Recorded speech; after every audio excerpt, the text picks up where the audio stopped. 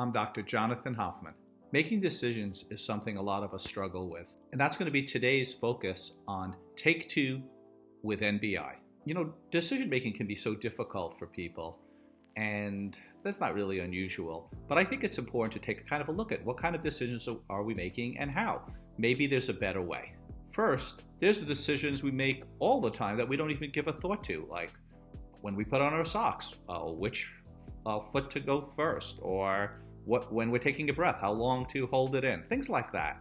But then there are those decisions that we agonize over, and really we go back and forth and we can't quite come to a conclusion. And we just think and think and think. Sometimes we don't make any conclusion at all about them, for a long time at least. Now, it might appear that the decisions we agonize about the most are the most important. But that's where we're going to take a second look at it, our second take. It may seem kind of funny, but my opinion is that the decisions we most obsess about and go back and forth about the most may actually be the least important. Now, why do I say that? I think of some decisions as being kind of like, 51-49, 52-48. They're really close, and that's what makes those decisions hard. Whereas other decisions, they're like obvious. They're like 99-1 or something like that. For example, if we're going to make a decision, should we buy a mule to commute to work or a car? That one really doesn't require a lot of deep thought. But it's when we have to make a decision between two cars that we really like a lot, and the exact color of the car, and exactly how many miles we want to take if we're leasing it.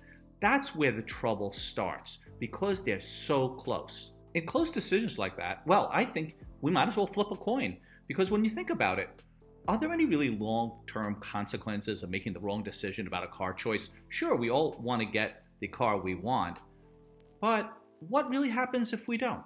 Now, I'm not saying to flip coins for everything we can do in life, but it's actually surprisingly effective. I myself have tried this in picking out a shirt. I was thinking about what shirt to wear today, for example. Would anyone really cared if it was this shirt or a darker shirt or a lighter shirt? I don't know. We could spend a lot of time on those decisions which are kind of fairly irrelevant.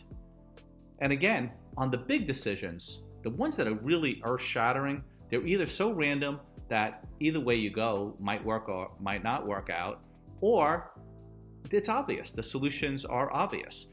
I mean, if a car is coming at us really fast, we don't stop and analyze it. It's clear, it's obvious. We should just get out of the way. So the take two on decision making is, if you're agonizing over a decision, maybe it's not all that important. Well, thank you for joining us today on this different way of looking at things. And if you like what we are doing, please share it with a friend. Who knows, they may like it too. And for all we know, flipping coins may be just a simple tool we can use to make our lives a lot easier on decisions that seem like they matter, but don't matter so much. Thanks again.